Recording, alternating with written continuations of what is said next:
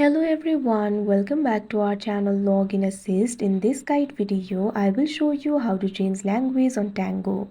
First of all, what you have to do is launch open Tango application. If you do not have this application, you can download it from Play Store and App Store.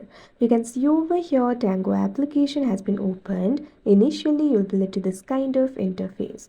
At top left corner of your screen, you'll be able to see the profile icon. Simply tap on it.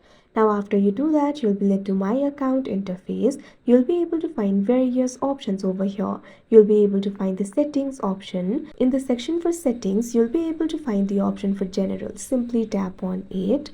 Now once you do that, you can see over here, you'll be led to the General interface. You'll be able to find various options over here.